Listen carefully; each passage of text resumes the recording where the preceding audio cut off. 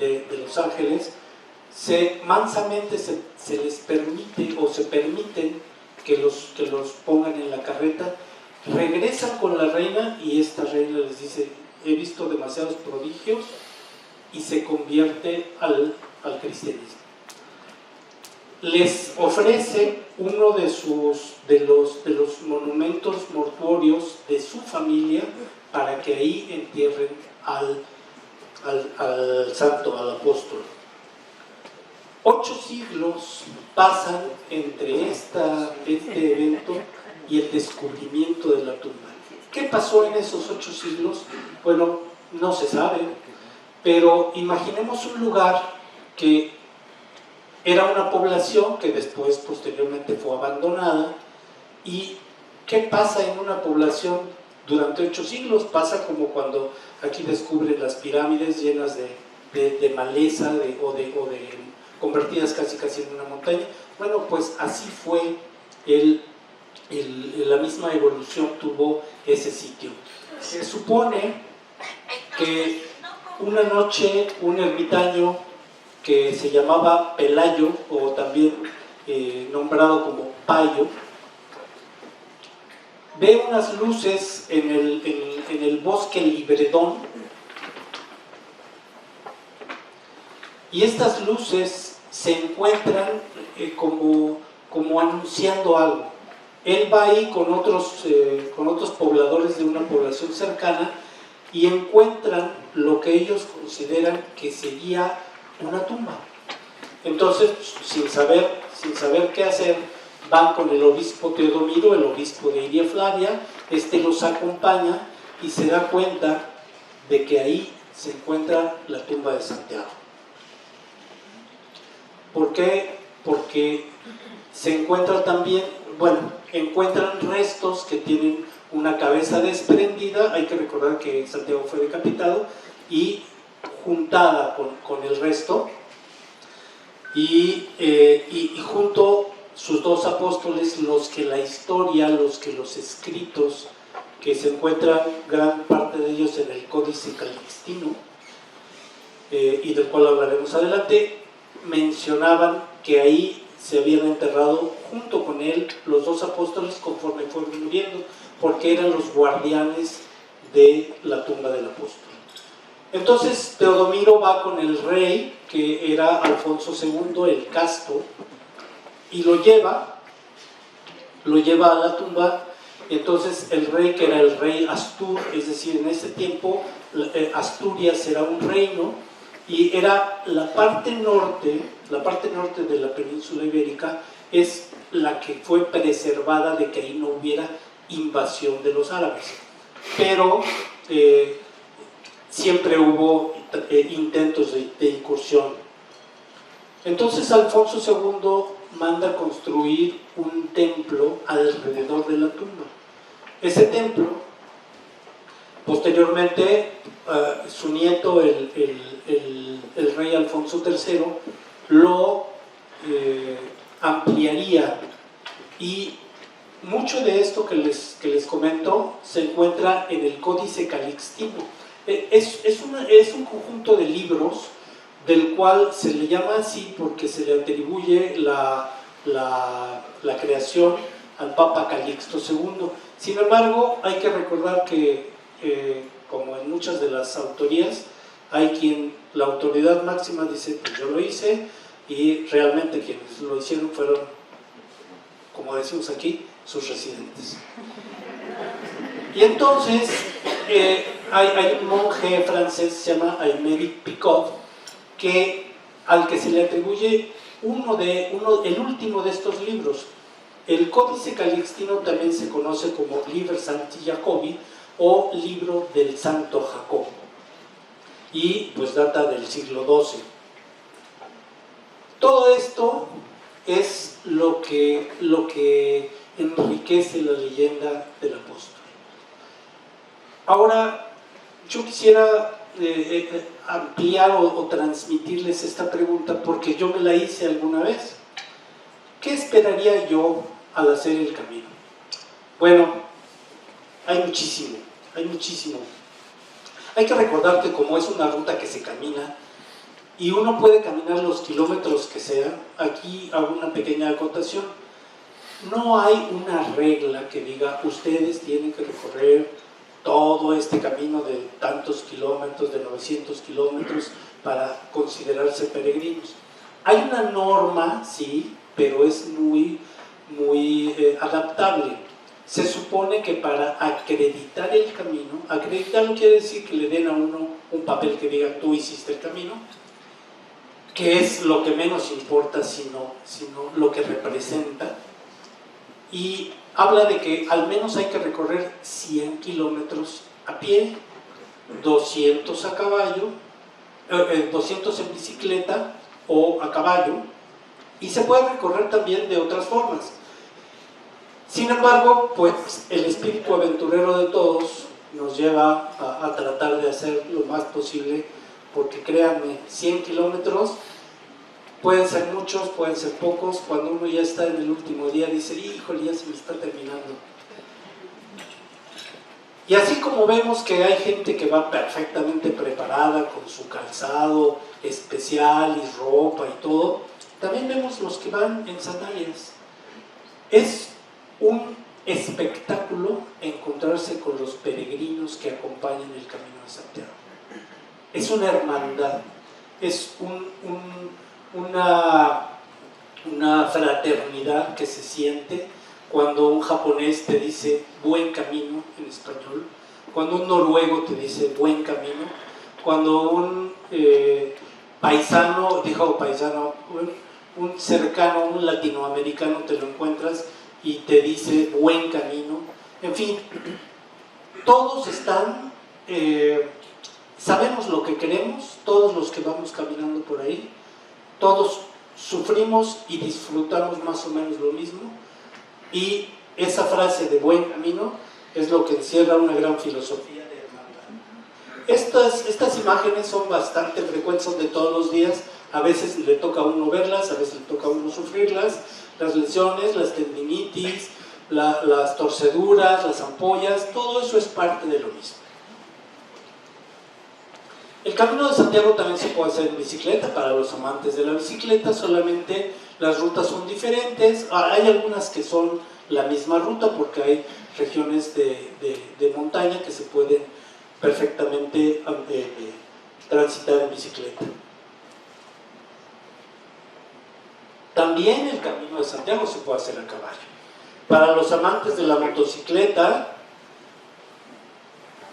también es posible.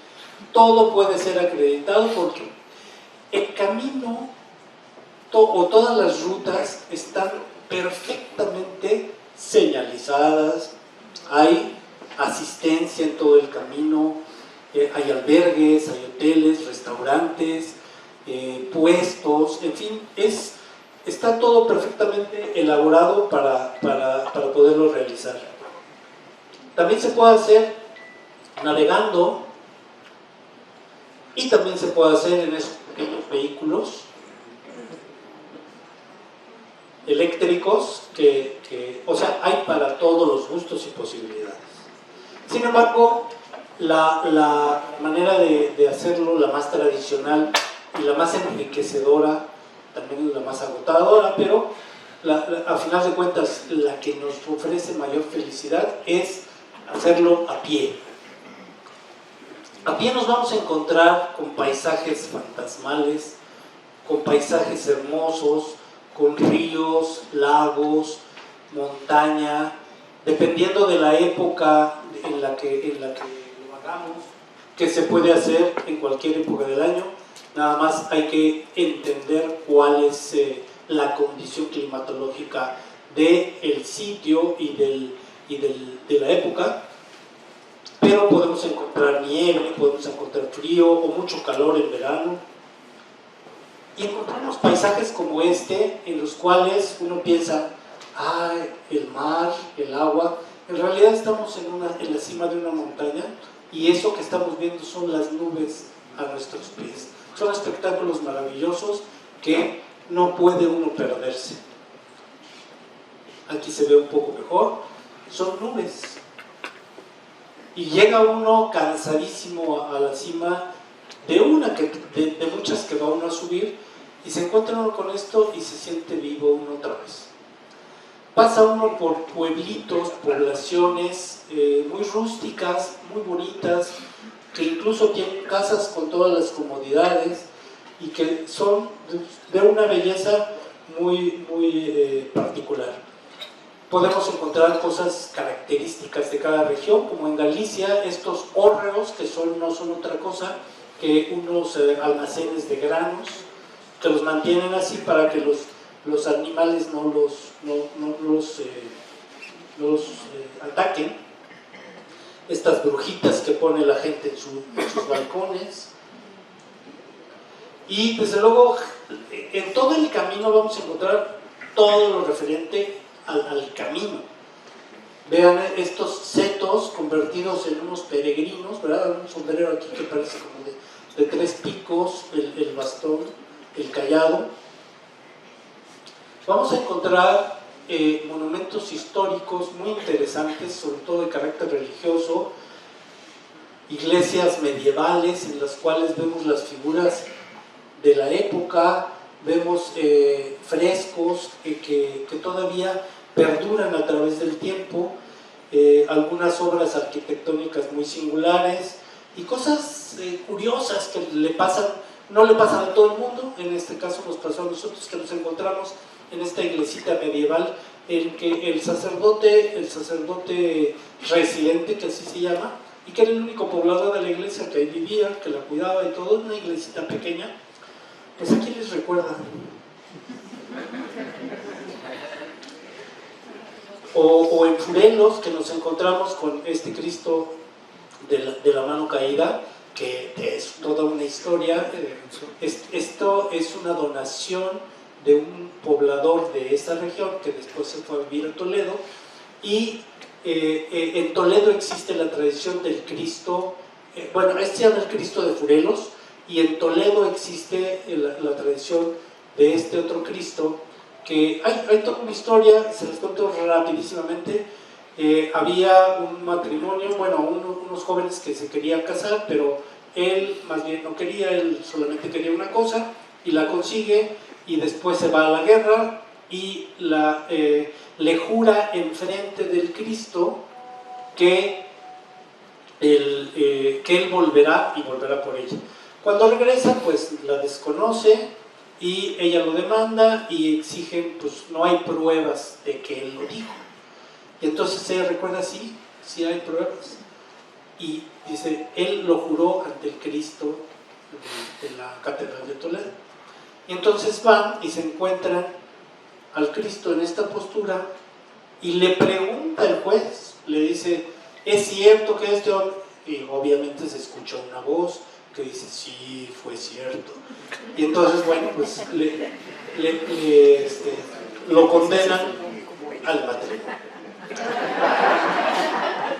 ¿Y qué decir de estos lugares maravillosos que va uno saliendo de una vereda interminable, de una gran subida, y ya son por ahí de las 12 del día, y ya la sed, el hambre arrecian, y se encuentra uno con estos oasis que se abren en el camino, pequeños y bien montados bares, restaurantes, en los cuales uno puede encontrar maravillas gastronómicas de la región, cosas muy ligeras, ¿verdad? Como un bocadillo de tortilla de patatas, pero bañado regiamente por una estrella de Galicia. O bien llega uno a lugares como Santiago,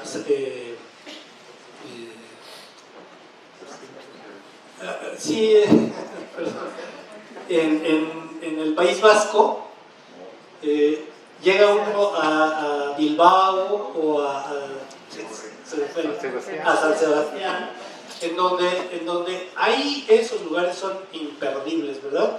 Aquí una pequeña muestra de toda la variedad de tapas que esta gente maneja. O qué tal un pulpito a la gallega con su tarta de Santiago como postre. En fin, es una verdadera delicia que tiene uno la oportunidad de hacer en todo el camino. En el camino hay muchas tradiciones y ritos como parte de todo lo que ya les he comentado. Recuerdo que por ahí me preguntaron, ahora que estábamos en la paella de la amistad, me preguntaban acerca de la vieira, que la vieira es la concha de un molusco, comestible totalmente, que se da en esas regiones, en esos mares, y que forma parte de un pequeño equipo que se supone que llevaba el apóstol. Llevaba un cayado para apoyarse, una vara, llevaba un guaje lleno de agua y llevaba su vieira. Si las llevaba o no realmente es intrascendente. Eso es parte de lo que le da significado toda esta serie de tradiciones y ritos.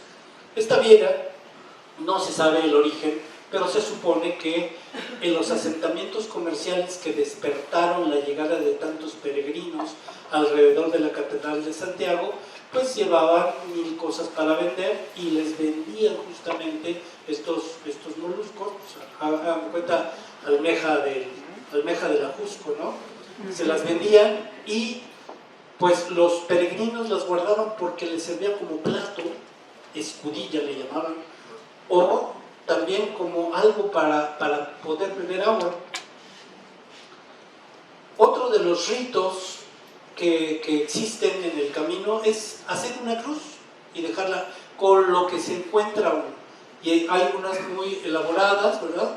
O estas que las hacen con cualquier cosa. También existía la costumbre, o una de las tradiciones, era crear sus montoncitos de piedras, pero resulta que esta práctica parece ser que ya no se lleva a cabo porque tengo entendido de que altera el ecosistema. ¿Por qué? Eso sí no lo sé, pero ya no se lleva a cabo. Y por ejemplo, pues existe en la región de Navarra, todo depende que encuentre uno en la parte del camino que uno vaya haciendo.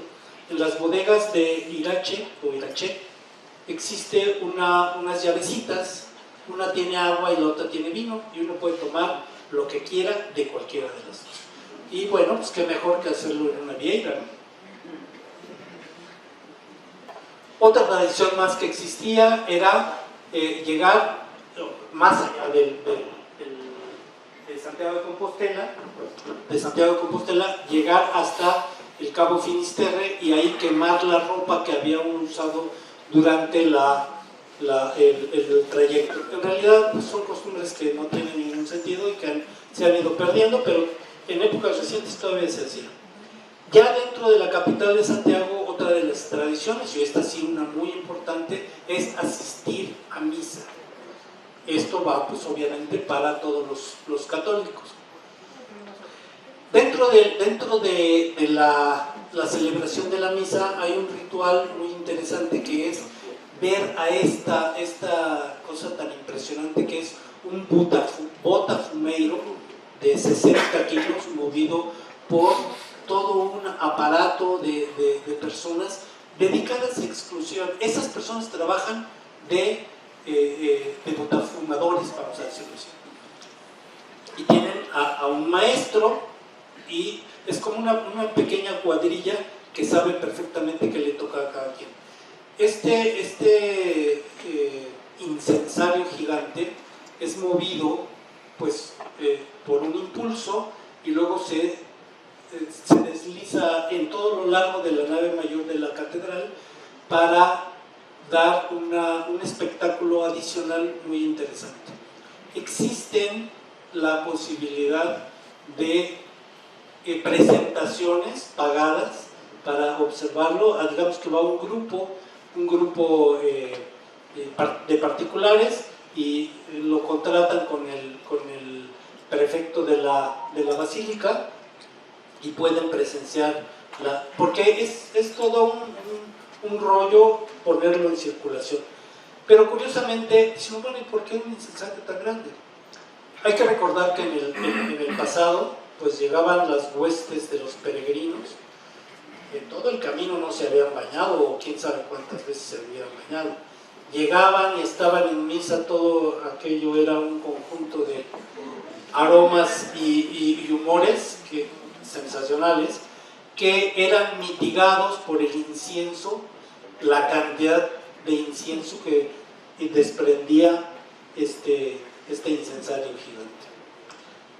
Pues dentro de la catedral también, donde está el apóstol Santiago, estamos viendo aquí está el apóstol, pero hay unas escaleritas por las cuales uno puede llegar atrás, por detrás, que al igual que las escaleras del metro, aquí en México, con tantos peregrinos, pues es necesario irlas cambiando de cuando en cuando porque se desgasta hasta el mármol más resistente. Entonces llega uno por detrás y abraza al santo. Ese es uno de los rituales. Si lo quiere uno hacer o no es también irrelevante, pero pues uno dice, yo voy por todo el paquete completo, ¿no? Entonces hay personajes que todo el mundo lo ha hecho, ¿no? Dentro de la catedral existe esta maravilla que se llama el Pórtico de la Gloria, creada por un arquitecto que era el maestro Mateo. Esto estamos hablando del siglo XII, y crea esta maravilla arquitectónica, el Pórtico de la Gloria, en donde él creó una pequeña estatuilla que mucha gente ha pensado que es él. Existe en controversia, pero que incluso él se puso ahí, aquí al frente, y llegó el obispo y le dijo, oye, pero ¿cómo es que te pones ahí?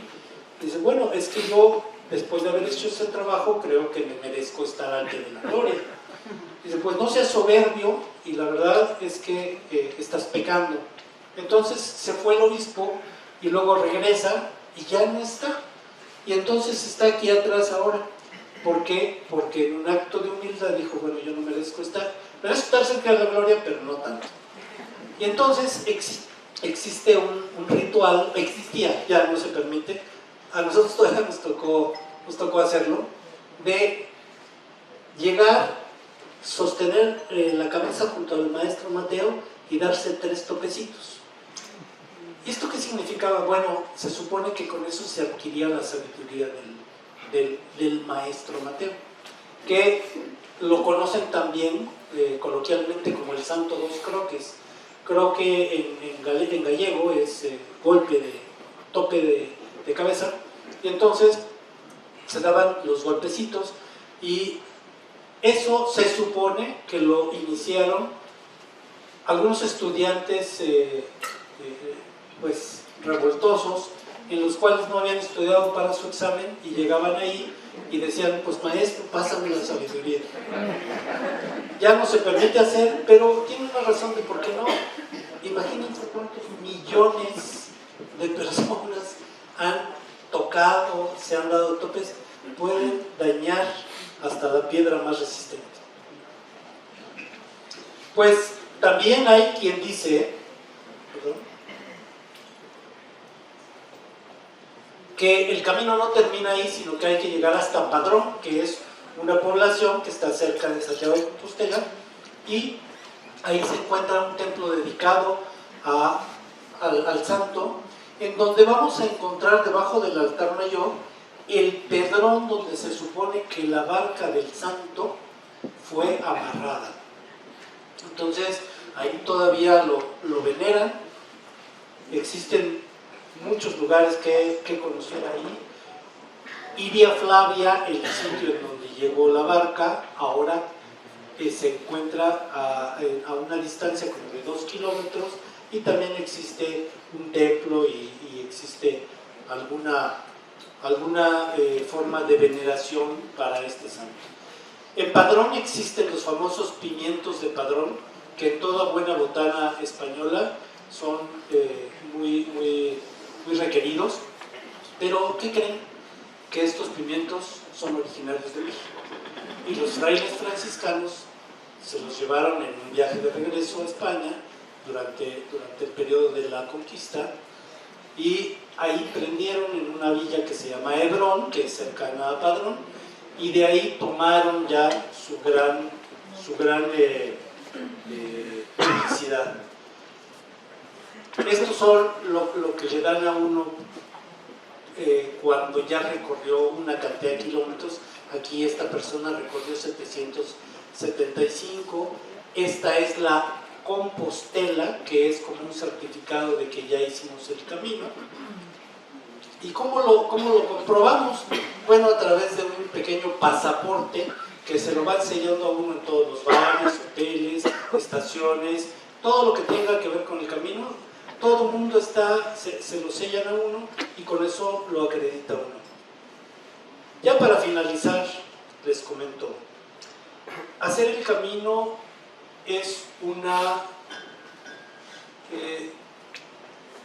experiencia de vida, pero precisamente por todo lo que yo acabo de comentar, pero que está más relacionada con ese viaje al interior de uno mismo. Eso es invaluable y cuando uno lo realiza, de verdad es otro después. Vamos a recorrer ese camino como recorremos la vida y al final vamos a decir buen camino. Muchas gracias.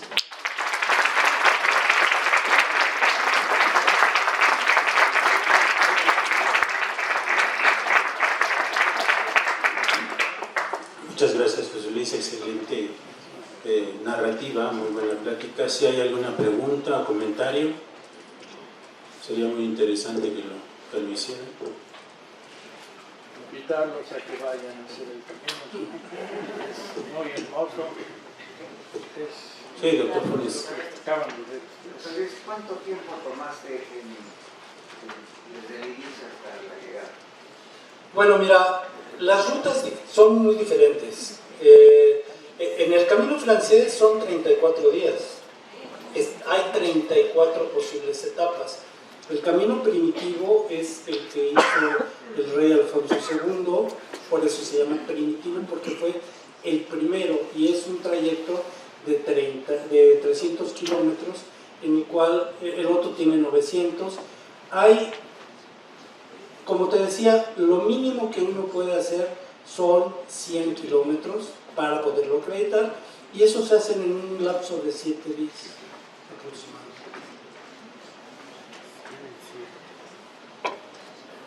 ¿Otra pregunta? Doctor, ¿qué nos puedes contar de tu experiencia de manera espiritual? ¿Qué cambió en ti después de hacer el camino? Pues, a ver, hay uno de los ritos o rituales que también se llevan a cabo, creo que de ese no hablé,